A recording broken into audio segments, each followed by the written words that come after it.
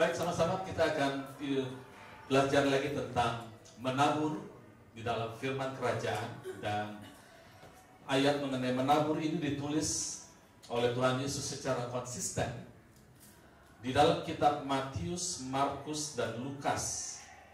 Nah, saudara, kalau ayat ini sudah diulang-ulang atau cerita ini diulang-ulang berkali-kali, berarti ayat ini atau cerita ini, perumpamaan ini sangat penting di mata Tuhan. Oleh karena itu sekarang kita akan belajar lagi, dan saya akan coba bawakan dari sisi yang lain supaya kita lebih mengerti lagi tentang perumpamaan menabur. Nah, 2 minggu terakhir ini kita bicara mengenai kasih Allah. Kasih itu adalah bukan feeling, bukan perasaan. Kasih yang harusnya dipelajari oleh gereja Tuhan ini ada hubungannya dengan tabur tuai. Jadi kasih yang kita pelajari di gereja Tuhan seharusnya bukan feeling. Feeling itu adalah bagian atau buah dari kasih yang kita miliki. Kasih yang kita miliki adalah kasih Allah. Coba kita buka pertama dulu sebelum ke Markus, 1 Yohanes 6 ayat 14. 1 Yohanes 4 ayat 16 terbalik. 1 Yohanes 4 ayat 16. Sudah perhatikan ini, ya. Kita telah mengenal dan telah percaya akan kasih Allah kepada kita. Allah adalah kasih. Dan barang siapa tetap berada di dalam kasih, ia berada di dalam Allah dan Allah di dalam dia. Luar biasa. Sekarang kita buka lagi Yohanes 4 ayat 24. Allah adalah kasih. Yohanes 4 ayat 24, Allah itu adalah roh, dan barang siapa menyembah dia harus menyembah dia dalam roh dan kebenaran. Berarti kalau Allah adalah kasih, Allah adalah roh, kasih adalah roh, bukan feeling. Dan kita harus hidup di dalam kasih yang seperti ini. Jadi kasih tidak berurusan dengan apa yang bisa ku terima. Ya. Kasih yang kita pelajari di dalam gereja adalah kasih yang berhubungan dengan apa yang bisa ku beri. Okay. Yang harus kita terima adalah dari Allah, lalu pada sesama beri. Ya. Kasih tidak berhubungan dengan hal-hal yang tangible, atau istilah-istilah orang ekonominya, tangible, yang kelihatan. Kasih adalah berurusan dengan apa yang tertanam di hati kita. Itu kasih Allah. Ya. Oh, kasih itu bagi-bagi Indomie Pak ke fakir miskin, itu baik saudara. Tapi bukan itu yang dibicarakan di gereja. Kasih tidak berurusan dengan hal-hal yang tangible, tapi kasih adalah berurusan dengan hal apa yang ada di dalam hati kita. Kasih juga adalah gambaran, atau kasih itu adalah siapa Allah di dalam hati kita, dalam pikiran kita. Itu bicara tentang itu. Ya. Jadi bukan feeling. Kasih itu adalah spirit. Kasih itu adalah roh. Nah saudara, di dalam 1 Yohanes ayat 2, 1 Yohanes 2 ayat 5. Ayat ini mengajar kepada kita untuk kita bertumbuh di dalam kasih. Itu sebabnya saya mau bicara mengenai tabur tuai. Karena Alkitab memberi petunjuk. Bukankah setiap kita ingin bertumbuh dalam kasih? Betul? Mengapa saudara? Karena iman. Iman yang ditakuti oleh iblis. Iman yang membuat kita masuk ke dalam sesuatu hal yang tidak mungkin. Apa saja yang saudara inginkan yang tidak mungkin menurut pikiran kita. Ingin hidup yang enak, ingin hidup yang berkelimpahan, sekalipun tidak punya pendidikan cukup ya. Ingin buka satu pelayanan yang besar. Itu kan semua hal yang tidak mungkin, dan itu berurusan dengan iman. Dan iman bekerja oleh kasih. Jadi habitatnya iman itu adalah kasih. Kalau kasih ini luntur, semua gugur sudah. Tidak akan bisa. Ya.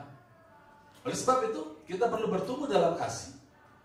Karena di dalam kasih, iman akan bertumbuh.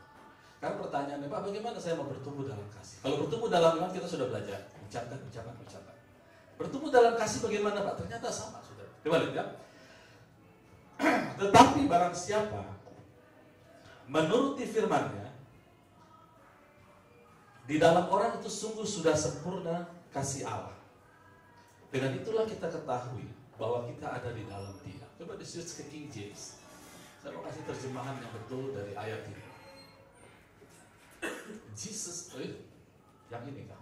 Bukan. 1 Yohanes 2 ayat 5. Ke King James ya. 1 Yohanes 2 ayat 5. But whose, siapa, keep his word. Keep, sudah tahu bagaimana meng-keep his word. Tanam.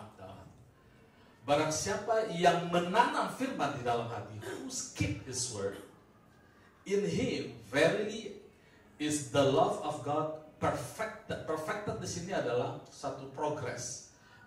Jadi sempurna, tambah sempurna, tambah sempurna. Jadi waktu kita menanam firman, keep firman di dalam hati, bukan di kepala, saudara. Kalau di kepala itu pengetahuan, kalau di hati ini adalah berurusan dengan iman. Waktu kita tanam dalam hati, kasih Allah disempurnakan. Jadi bagaimana cara kita menyempurnakan kasih Allah? Tidak ada cara lain, menanam firman. Oleh karena itu mari kita lihat sekarang perumpamaan tentang penabur. Di Markus pasal 4, kita sudah tahu ayat ini, oleh karena itu kita tidak usah baca semua, tapi ada ayat pembuka yang perlu saya sampaikan di sini. Markus pasal 4 ayat 3, dengarlah, adalah seorang penabur keluar untuk menabur. Sudah tahu kita semua adalah penabur? Hanya dua yang bisa kita tabur. Kalau kita tidak mau nabur firman Allah, firman iblis akan kita tabur. Oh, sama. Iblis tidak punya firman, sabda iblis. Sudah tahu sekarang gonjang ganjing sabda raja? Oh, itu powerful, gonjang ganjing sabda raja. Ada baca Detikkom. Raja perlu mengklarifikasi sabdanya. Tuhan Yesus tidak perlu. Sekali dilepaskan jadi. Ya, jadi kalau kita tidak menabur firman Allah, kita akan menabur apa yang ada dalam pikiran kita. Kita dengar dari media, kita dengar dari, maka itu kita disebut penabur oleh Allah. Nah, saudara, kita sudah tahu ada 4 jenis tanah. Tanah yang di pinggir jalan, tanah yang berbatu, tanah yang penuh semak, belukar, dan tanah yang baik. Nah, saya percaya selain keempat tanah ini menggambarkan keempat jenis hati manusia, keempat tanah ini juga bicara mengenai hierarki pertumbuhan kita di dalam kasih. Ya, karena siapa yang keep word, keep firman, itu kasih Allah disempurnakan. Artinya di hierarki kita menanjak dari tanah yang di pinggir jalan sampai kepada tanah yang baik. Nah, tanah yang di pinggir jalan itu kalau kita lihat di Markus 4 ayatnya yang kita mulai ayat 13 dulu. Waktu murid-murid bertanya mengenai perumpamaan ini, Tuhan Yesus bilang begini kepada muridnya. Dan dia berkata kepada mereka, kepada murid-muridnya, tidakkah kamu mengerti perumpamaan ini? Dan kalau demikian, bagaimana kamu dapat memahami semua perumpamaan yang lain?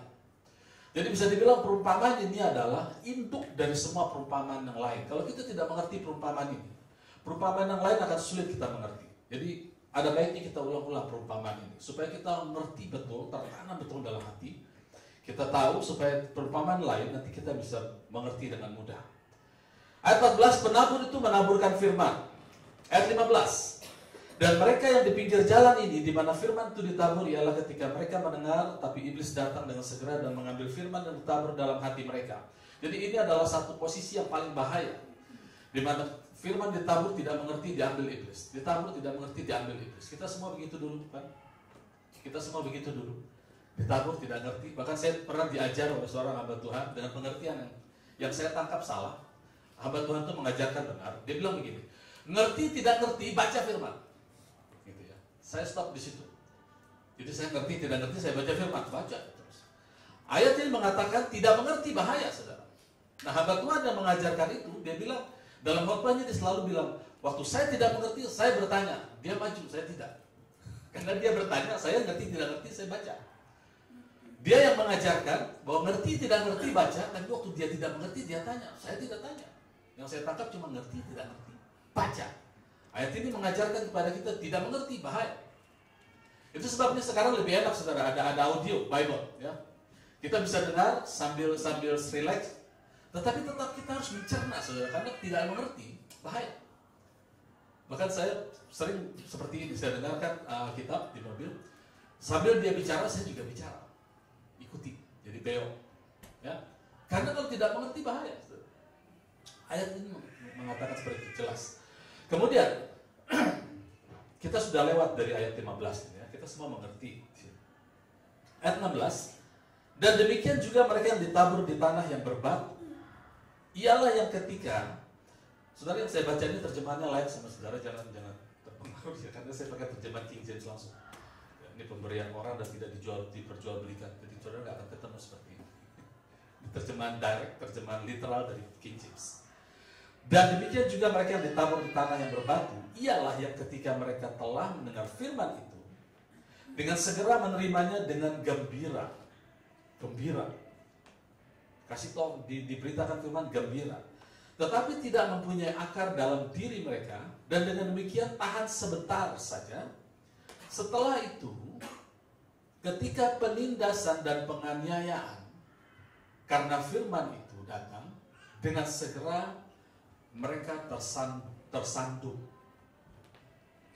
Penindasan dan penganiayaan. Ini untuk mereka yang percaya bahwa hidup kita sudah diatur oleh Tuhan, termasuk penindasan, penganiayaan, kecelakaan itu adalah ketentuan Tuhan. Saudara bisa baca ayat ini. Ayat ini sama sekali tidak sepakat dengan Allah. Penindasan dan penganiayaan tidak pernah didesain untuk membuat kita menjadi lebih baik. Tidak. Ayat ini mengatakan penindasan dan penganiayaan adalah senjata iblis untuk merampas firman. Tidak pernah didesain untuk menjadi lebih baik. Nah, kita jangan salah paham dengan perkataan yang ditulis di mana itu yang bilang affliction, atau yang dibilang Yakobus 4 ayat 7 mengatakan tunduk kepada Allah dan lawanlah iblis. Saudara lihat, penindasan dan penganiayaan adalah senjata iblis. Yang harus kita lakukan adalah lawan iblis, tunduk kepada Allah. Tunduk dan lawan adalah dua arah yang berbeda. Kita tidak bisa tunduk sekalian melawan. Betul. Tunduk kepada Allah lalu lawan Allah, tidak bisa. Kalau kita tunduk berarti kita melawan yang satu. Kalau kita melawan yang satu berarti kita tunduk kepada satu. Ada satu lagi ayat di Yakobus pasal 1 ayat 2 dikatakan, anggaplah suatu kebahagiaan jikalau kau jatuh ke dalam berbagai-bagai pencobaan. Saudara jangan salah paham. Pencobaan tidak pernah didesain untuk membuat kita lebih baik. Ayat selanjutnya mengatakan karena perbuatan iman kita akan melahirkan kesabaran. Jadi jangan berhenti di situ. Saudara jangan salah paham, saudara. Jangan kita peluk persoalan. Karena kalau kita perlu persoalan, kita melawan firman Allah, saudara. Kalau kita peluk firman Allah, kita melawan persoalan. Kita tidak bisa melakukan memeluk dan melawan kepada satu hal yang sama. Kita tunduk kepada persoalan karena katanya kalau kita banyak persoalan akan membuat kita sabar. Tidak benar, saudara. Kalau persoalan akan membuat kita sabar, maka orang yang paling banyak masalah adalah orang yang paling sabar. Apakah benar demikian? Tidak. Justru persoalan membuat iman kita bekerja dan pekerjaan kita melahirkan kesabaran. Jadi persoalan tidak pernah didesain untuk membuat kita lebih baik. Ingat, kita tidak bisa tunduk dan lawan pada satu objek yang sama. Tunduk kepada Allah, melawan Allah tidak bisa. Kalau kita tunduk kepada persoalan, kita melawan Allah. Kalau kita tunduk kepada Allah, kita melawan persoalan. Dua hal yang berbeda. Ya, nah itu sebabnya saudara jangan salah paham. Yang dimaksud dengan tanah berbatu di sini adalah bahwa di sini saudara berurusan dengan akar. Firman yang kita dengar tidak mengakar. Karena ada persoalan yang datang karena firman itu. Jangan-jangan kalau tidak ada firman itu kita seolah-olah tidak ada persoalan. Makin dengar firman, iblis akan berusaha menarik firman itu. Karena sekali dia berakar, dia kuat, iblis tidak dapat tempat. Ya, itu sebabnya firman Tuhan katakan, tanam firman dan jangan lagi kita diombang-ambingkan atau dipengaruhi oleh apapun. Saudara, Alkitab mencatat bahwa Kristus dicobai dalam segala hal, sama seperti kita. Firman ini mengatakan, Kristus dicobai dalam segala hal, sama seperti kita. Artinya, semua pencobaan yang kita alami di zaman tahun di abad 20 ini, itu Tuhan Yesus sudah alami. Sekalipun beda suasana, tetapi level pencobaan itu Tuhan sudah alami dan dia lewat. Dan 3 pencobaan itu selalu berurusan dengan yang disebut dengan 1 Yohanes 2 ayat 16. 1 Yohanes 2 ayat 16. Ini 3-3-nya saudara. Ya. Sebab semua yang ada dalam dunia yaitu keinginan daging, pencobaan pertama, ubah roti menjadi batu menjadi roti. keinginan mata, kekayaan, aku akan beri kekayaan kalau kau menyembah aku. Keangkuhan hidup, wow, aku loncat juga malaikat tangkap, tidak ada yang bisa menyerang. Tuhan jawab itu semua dengan firman Allah. Apa kata firman? Itu yang dia lakukan. Firman tidak berkata apa-apa, dia diam. Itu disebut faith atau iman. Nah, kalau kita bertumbuh di dalam sini, saudara, dalam area kasih ini, saudara, iman kita akan subur. Iman tumbuh dari pendengaran firman, bukan firman yang di kepala tapi di hati. Saudara tahu bahwa iman ini adalah satu yang powerful. Bahkan, saudara, dalam satu cerita di Alkitab, iman ini mengizinkan menarik kuasa Allah tanpa sepengetahuan Kristus. Allah tahu, tapi Kristus sebagai manusia saat itu tidak tahu. Tahu kapan itu terjadi? Waktu seorang perempuan yang mengalami pendarahan 18 tahun, dia bilang, kalau aku jamah jubahnya, aku akan sembuh. Jamahan itu bukan sekedar jamahan biasa, tapi jamahan iman. Karena dia tanam dalam hatinya, dan dia dalam bahasa Inggris keep saying itu mengucapkan terus, kalau ku jamah aku sembuh, kalau ku jamah aku sembuh, kalau ku jamah aku sembuh, dia jamah sembuh. Waktu itu langsung Tuhan Yesus tanya, siapa yang menjamah aku? Tuhan tidak tahu. Iman bisa menarik kuasa Allah tanpa sepengetahuan Kristus pada waktu itu. Jadi makanya iman sangat berbahaya bagi iblis. Dia bekerja oleh kasih. Kasih sangat berbahaya bagi iblis. Itu sebabnya iblis akan mencoba mendeviasi pengertian kasih atau pengertian iman. Jadi tiga pencobaan, saudara, yang selalu berhubungan, yang selalu kita alami. Keinginan mata, keinginan daging, keinginan mata, dan keangkuhan hidup. Saudara, keinginan daging, keinginan mata, dan keangkuhan hidup berusaha mendapatkan akar di dalam hati kita. Dan setiap kali dia mendapat kesempatan ini, maka kita mempunyai problem. Itu sebabnya kita harus mengeluarkan semua akar ini. Nah, saudara, kadang-kadang kita dalam beritakan firman, dalam kita mengikut Tuhan, batu-batu ini bekerja seperti ini, saudara. Temptation atau godaan seperti ini. Waktu kita mengucapkan satu firman, kita punya prinsip yang kita pegang dari firman Allah. Lalu orang, saudara tahu bahwa kita dikelilingi oleh yang namanya penonton. Di kantor orang nonton kita, di gereja pun orang nonton kita, saudara. Saudara duduk tonton, lihat iman kayak apa. Waktu kita mau berjalan di dalam iman, kita pegang satu firman Tuhan. Lalu kadang-kadang penonton bilang, emang begitu Pak pengajaran? Emang di dalam kasih karunia begitu? Saudara lihat, yang menjadi gangguan adalah waktu kita ada dalam track kita belajar tentang iman, kita menanam, karena semakin kita tanam maka Alkitab mengatakan disinilah kasih Allah disempurnakan, being perfected. Waktu kita mencoba fokus pada firman Tuhan, orang kasih komen, lalu kita belok, kita klarifikasi. Bukan itu maksud saya begini, gini. Sudah tahu pada saat kita mengklarifikasi, kita sudah keluar track.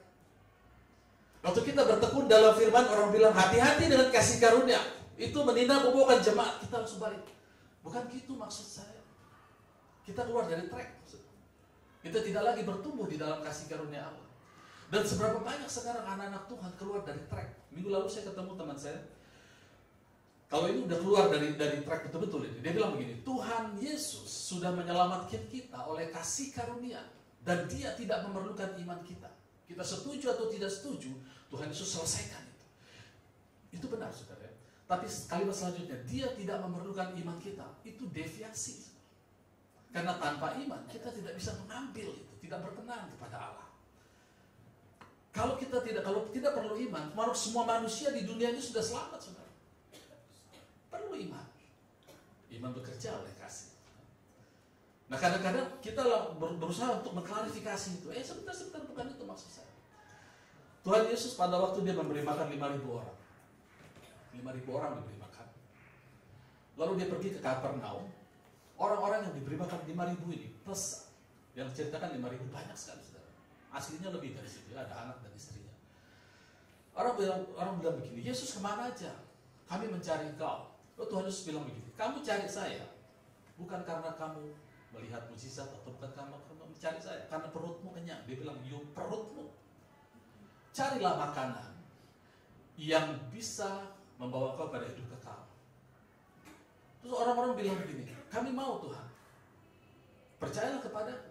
Karena dia tanya pekerjaan apa yang harus aku lakukan supaya aku dapat makanan itu. Oh, pikiran mereka perlu makanan. Tuhan Yesus bilang, percaya kepadaku. Jadi percaya itu adalah makan. Kita percaya, makan. Kita tanam dalam firman dalam hati itu makan. Terus dia bilang begini, Kami harus percaya kepadamu, engkau berbuat tanda apa? Nenek moyang kami makan mana di padang gurun. Musa yang kasih. Seperti ada tertulis. Wah, mereka mengutip firman Tuhan. Seperti ada tertulis. Mengutip firman Tuhan. Tuhan Yesus bilang gini, bukan Musa yang kasih kamu makan. Bapakku yang kasih kamu makan. Dia kasih kami makanan itu. Akulah roti hidup. Di situ mereka bilang keras perkataan ini. Ini kanibalisme. Tuhan Yesus tidak berusaha mengklarifikasi. Dia tidak bilang, sebentar, maksud saya bukan kanibal. Maksud saya begini. Tuhan tidak mengklarifikasi. Tuhan bikin itu tambah buruk lagi. He make it worse. Dia bilang gini, barang siapa tidak makan dagingku dan minum darahku, dia tidak dapat bagian. Wow. Dia tidak berusaha. Akhirnya yang 5.000 ini keluar. Pergi. 5.000 jemaat pergi. Tuhan Yesus bilang di ayat 12, kamu pergi juga. Ditantang. Kamu mau pergi juga. Tuhan tidak akan mengklarifikasi firman. Dia tidak mau spend waktu keluar dari track. Track dia adalah, karena memang dia adalah roti hidup.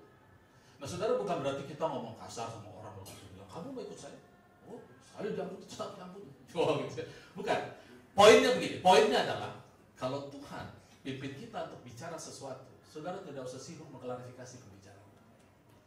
Fokus pada menanam. Karena ini satu-satunya kita growing, perfected in love. Satu-satunya cuma itu. Tak ada cara lain. Ya. Jadi jangan ikut mengikuti Tuhan Yesus letterless seperti gembala. Gembala itu kalau ada satu jemaatnya hilang, cari, tinggalkan yang 99. Bubar, saudara. Hanya Tuhan Yesus yang bisa lakukan itu. Idenya yang kita ambil, idenya. Tuhan Yesus tidak takut kehilangan orang yang 5.000.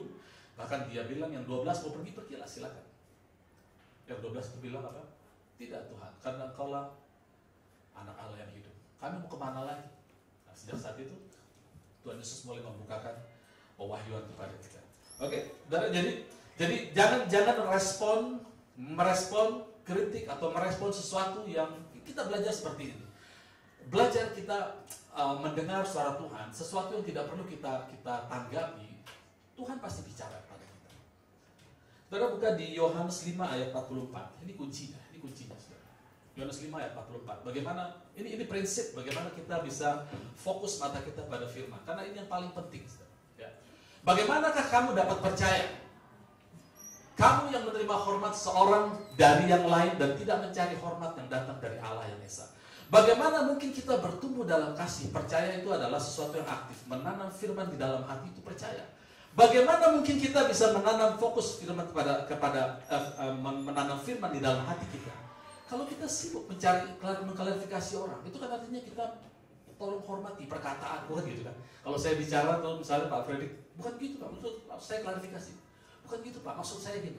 Saya mencoba dihormati orang. Saya keluar dari track. Saudara, lupakan itu. Apa kata firman? Tanam dalam hati. Lupakan semua. Karena bukan orang sebelah kiri kita yang penonton ini yang membuat kita bertumbuh. Firman yang kita tanam itu yang membuat kita bertumbuh. Be perfected in love. Ya. Jadi saudara, poinnya adalah mari kita fokus. Kita tinggalkan semua kritikan perkataan orang. Jangan bilang saya nggak mau ini karena orang bilang begitu. Saudara, apa hubungannya orang dengan kita?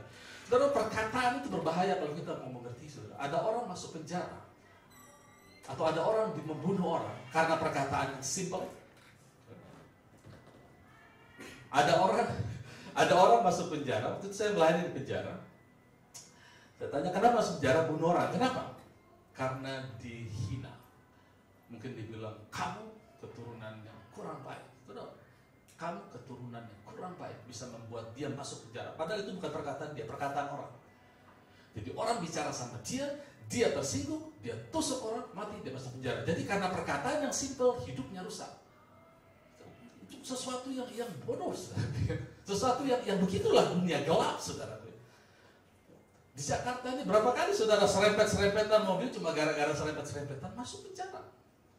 Cuma gara-gara sopan dong begitu ya. Perkataan sopan dong bisa membuat, padahal itu bukan perkataan dia, perkataan orang yang dilemparkan kepada dia membuat dia masuk penjara.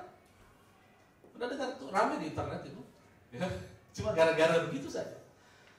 Jadi saudara, jangan mencoba kita mencari hormat dari manusia kalau itu urusannya dengan firman Tuhan. Fokus pada firman Tuhan supaya kritikan, perkataan orang tidak mempengaruhi kita. Karena ini betul-betul berurusan dengan pertumbuhan kita di dalam kasih. Kalau kasih dan kita bertumbuh, kita hidup punya attitude sebagai orang yang dikasih Tuhan, maka iman subur. Kalau iman subur, iblis takut. Itu sebabnya dia akan selalu guncang kita. Dia akan paksa supaya ambil damai sejahtera kita. Saya beritahu saudara adalah orang-orang yang pintar, saudara adalah orang-orang yang punya masa depan indah, saudara adalah orang-orang yang kaya. Sekali lagi, kaya. Kaya saudara. Karena bapak kita kaya. Jangan ekstrim Pak. Yang ekstrim adalah kalau kita punya bapak kaya kita melarat. Itu ekstrim. Itu ekstrim. Ya. Itu sebabnya mari kita belajar. Saudara, kita buka dulu sebentar. Kita buka dulu sebentar. Tadinya mau saya kasih ayat penutup. Matius 6 ayat 30 sampai 33. Kita buka dulu sebentar. Ya.